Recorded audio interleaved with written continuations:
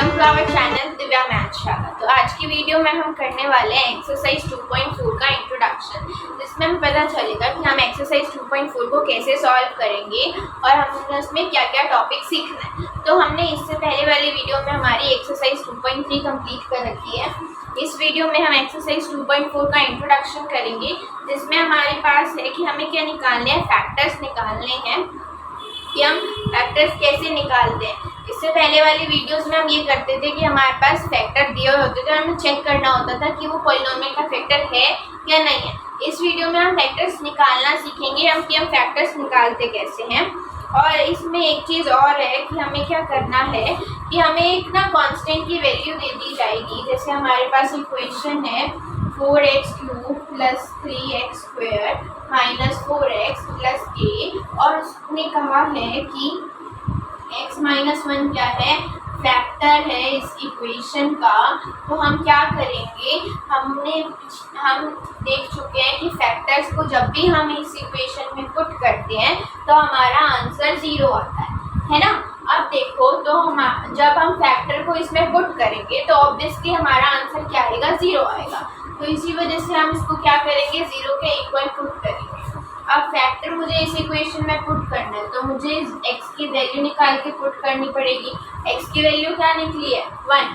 तो अब मैं इसमें 1 पुट करूँगी और मैं इसको 0 के इक्वल रख दूँगी, क्योंकि मैंने इसमें फैक्टर पुट किया है। फैक्टर पुट करने से आंसर 0 आता है।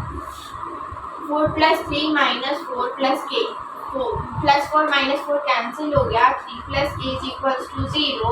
तो k की वैल्यू क्या आ गई, -3। हमारे पास k की वैल्यू आ गई। ऐसे ही हमारे पास क्वेश्चन दिए हुए हैं, हमें क्या निकालना है, k की वैल्यूज निकालनी है। और अब हमें दे रखा है कि हमें क्या निकालने हैं, फैक्टर्स निकालने हैं।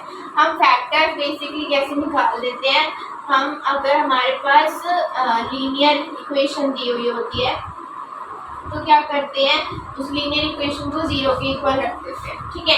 अगर हमारे पास क्वाड्रेटिक इक्वेशन कोई दे दी जाए, just like that 6x² + 17x + 5, तो हम इसके फैक्टर्स कैसे निकालेंगे।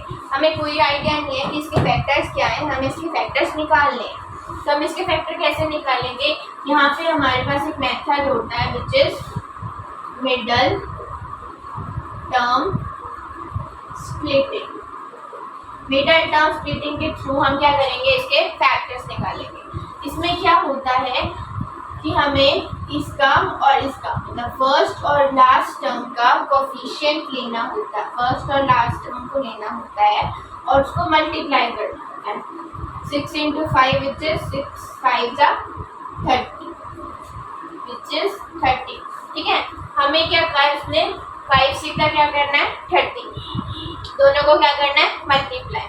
और उस मल्टीप्लिकेशन फैक्टर्स की हमें क्या निकालने हैं कि किस से वो क्या मल्टीप्लाई करके हमारा 30 आ सकता है। सबसे पहले 1 × 30 करके 30 आ सकता है, 2 × 15 करके 30 आ सकता है, 3 × 10 करके 30 आ सकता है ना। और इससे आ सकता है 5 × 6 करके 30 आ सकता है, 6 × 5 करके 30 आ सकता है, और 30 बंजा करके 30 आ सकता है ना। ये सारे हैं जिससे हमारा क्या आ सकता है, 30 आ सकता है। अब मुझे इतने सारे फैक्टर्स में से एक वो वाला पेयर चूज करना है जिसका सम क्या हो, मिडल टर्म, जिसका सम क्या हो, 17 हो। अब देखो, अगर मैं इसका सम करती हूँ तो 31 आएगा, इसका सम करती हूँ तो 17 आएगा, इसका करती हूँ तो 13 आएगा, इसका करती हूँ तो 11 आएगा, इसका करती हूँ तो भी 11 आएगा, इसका करती हूँ तो 31 आएगा, ठीक है। अब मुझे कौन सी पेयरिंग लेनी है जिसका सम क्या आ रहा हो, मिडल टर्म आ रही हो। तो हम क्या लेंगे, 17 की स्क्वायर करके आ रहा है 2 और 15। तो अब इसको पुट कैसे करना है, देखो फैक्टर तो ले लिया हमने 2 और 15, है ना। तो अब हमें क्या करना है, हम इक्वेशन उतारते हैं, ठीक है। हमें ये जो 17x है इसकी जगह क्या पुट करना है, 2x + में 15x, क्योंकि मैंने देखा था क्या, समीशन समीशन क्या होना चाहिए, मिडल टर्म होनी चाहिए, है ना।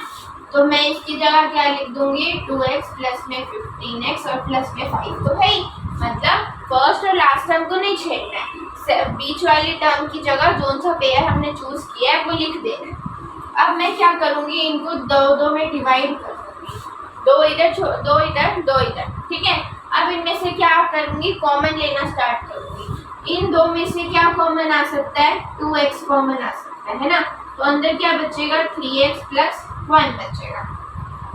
इन दोनों में से क्या कॉमन आ सकता है, 5 कॉमन आ सकता है। आंसर क्या, अंदर क्या बचेगा, 3x प्लस 1। अब मुझे क्या करना है, ये एक इक्वेशन है, ये एक नंबर है, ये एक नंबर है, ये मल्टीप्लाई में है तो मल्टीप्लाई में जितने भी नंबर होते हैं वो एक नंबर बन जाता है। ये एक नंबर है, ये एक नंबर है। अब इन दोनों नंबर से मुझे कुछ कॉमन लेना है, तो वो क्या आ जाएगा, 3x प्लस 1। अंदर क्या बच जाएगा, इसका फर्स्ट टर्म का 2x और सेकंड टर्म का 5। तो हमारे पास ये क्या आ गए, हमारे दो फैक्टर आ गए। इस मेथड को बोलते हैं मिडल टर्म स्प्लिटिंग मेथड। क्या होता है, मैंने बताया लीनियर होती है तो हम क्या करते हैं, सीधा उसको इक्वल टू में पुट करते हैं और उसको आंसर आ जाता है, ठीक है। लेकिन अगर क्वाड्रेटिक होती है तो क्या करते हैं, मिडल टर्म स्प्लिटिंग मेथड से सॉल्व करते हैं, दो फैक्टर्स आते हैं। और अगर क्वाड्रेटिक होती है तो क्या करेंगे, क्वाड्रेटिक अभी हमारी इसमें है, देख लेते हैं, क्वाड्रेटिक भी है अभी हमारी इसमें। तो हम क्वाड्रेटिक क्यूबिक देख लेते हैं। क्वाड्रेटिक को तो मिडल टर्म से सॉल्व करना है। क्यूबिक टर्म हमारी कैसे सॉल्व होगी, क्यूबिक टर्म के लिए हमारे पास एग्जांपल नंबर 15 है, which is x cube minus 23x square plus 142x minus 120। इसके लिए बहुत बड़ा मेथड है जिसमें मिडल टर्म आपको आनी होनी चाहिए। अगर आपको मिडल टर्म स्प्लिटिंग नहीं आती तो मैंने बताई थी, आप थोड़ी सी वीडियो पीछे करके दोबारा देख सकते हैं अगर आपको समझ नहीं आई है तो, ठीक है। तो आप ये देखिए, आप हमें इसके क्या निकालना है, फैक्टर्स निकालना है। अब हमें कैसे पता चलेगा कि इसके 3 ही फैक्टर निकलेंगे, हम क्या देखते हैं, हाईएस्ट पावर। क्या देखते हैं, हाईएस्ट पावर। जिसकी हाईएस्ट पावर 1 होगी उसका 1 फैक्टर, जिसकी हाईएस्ट पावर 2 होगी उसके 2 फैक्टर, जिसकी हाईएस्ट पावर 3 उसके 3, जिसकी 4 होगी 4। ऐसे हाईएस्ट पावर के अकॉर्डिंग क्या निकलते हैं, फैक्टर्स निकलते हैं। अब इसकी हाईएस्ट पावर 3 है तो मुझे पता है कि 3 फैक्टर्स निकलेंगे। 2 तो मुझे पता है मिडल टर्म पे निकल जाएंगे, पर उसके लिए क्या होनी चाहिए, इक्वेशन क्वाड्रेटिक होनी चाहिए। बट यहाँ क्या है, क्यूबिक। तो हम इसको क्वाड्रेटिक में डालेंगे सबसे पहले। तो हम क्या करेंगे, इसके 2 स्टेप होते हैं। सबसे पहले हिट एंड ट्रायल अप्रोच पे जाते हैं हम। हिट एंड ट्रायल अप्रोच क्या कहती है कि आप नंबर चूज करो कोई भी, ठीक है, अप टू 4 तक हमारा आंसर आ जाता है, ठीक है, जो ठीक क्वेश्चन होते हैं, और माइनस में जाना पड़ता है कभी, ठीक है। अप टू -4 से 4 तक हमारा आंसर आ जाता है पुट करने पे, ठीक है। तो हम हिट एंड ट्रायल पे जाएंगे। हिट एंड ट्रायल में मैंने 1 नंबर लिया है। अगर मैं इसमें x की जगह 1 पुट करती हूँ तो हमारा देखते हैं कि क्या 0 आ रहा है।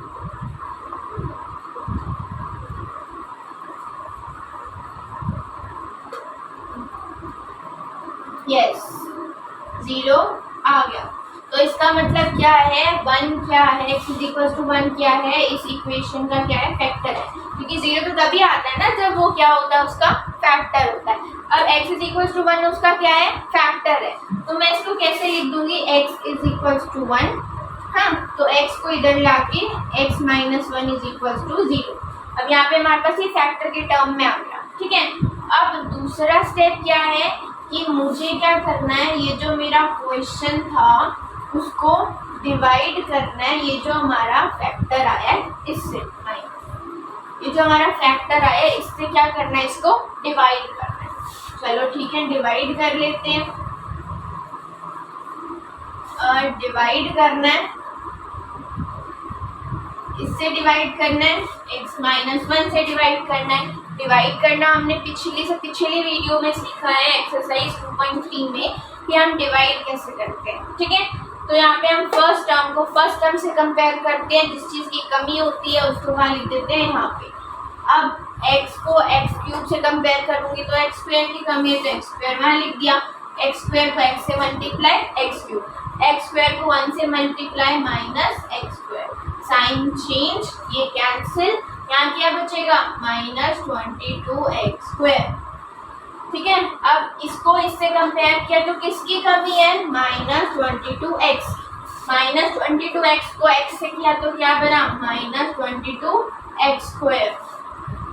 यहाँ पे पूरा जो बाकी बचे हुए टर्म्स होते हैं वो भी उतार लेते हैं। ठीक है, और -22x को -1 से किया तो क्या बचेगा +22x, साइन चेंज कर दिए। ठीक है, यहाँ पे बचा 120x और यहाँ पे -120, 120x और x में क्या डिफरेंस है, सिर्फ 120 का। ठीक है, 120 इंटू x, 120 इंटू -1 -120 कैंसिल हो गया, यहाँ पे हमारा रिमाइंडर 0 आ गया। अब रिमाइंडर तो 0 आ गया, रिमाइंडर 0 ही आना था। क्यों आना था ये आप मुझे कमेंट सेक्शन में बताओगे और मैं वीडियो के लास्ट में बताऊंगी कि इसमें 0 क्यों ही आना था। अब जो हमारे पास ये क्वेश्चन आया ना, हम इसका यूज करेंगे। ठीक है, मैं इसको इरेज कर रही हूँ।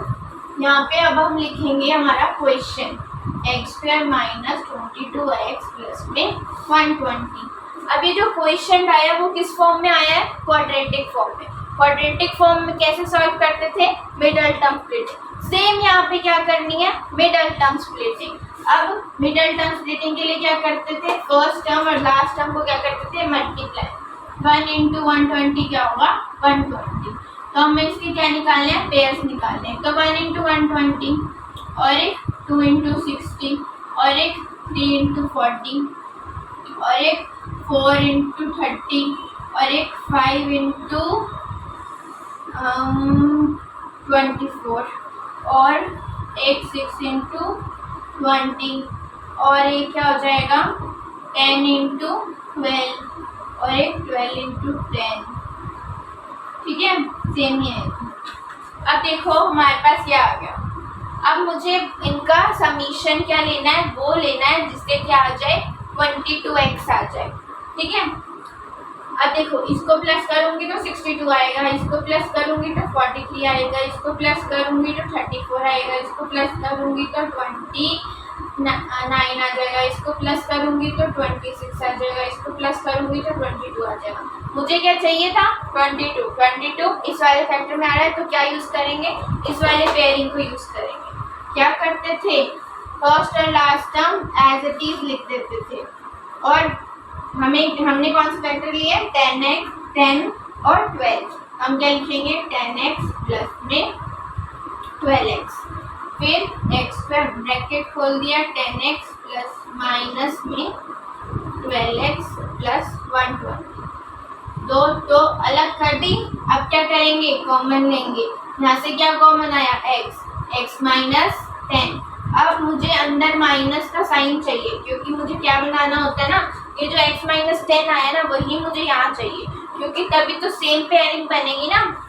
ठीक है, अब देखो मेरे को यहाँ से फिर मैं यहाँ से क्या कॉमन लूँगी -12, तो अंदर क्या बन जाएगा x माइनस 10। अगर मैं यहाँ से प्लस कॉमन लेती हूँ ना तो यहाँ पे -x प्लस 10 बचेगा, वो मुझे नहीं चाहिए। मुझे ये चाहिए कि मैं ऐसा कुछ कॉमन लूँ इसमें से कि ये पूरा क्या आ जाए, बाहर आ जाए इकट्ठा। तो इसी वजह से मैंने क्या लिया -12 कॉमन लिया। अब ये एक नंबर है, एक नंबर है, इन दोनों में से कॉमन लेना है, इन दोनों में से कॉमन क्या आ जाएगा x माइनस 10 और यहाँ x माइनस 12। ये क्या आ गए हमारे पास, दो फैक्टर्स आ गए। और पहला फैक्टर कौन सा था हमारे पास x माइनस 1। यहाँ पे हमारे पास आंसर आ गए क्यूबिक इक्वेशन के 3 फैक्टर।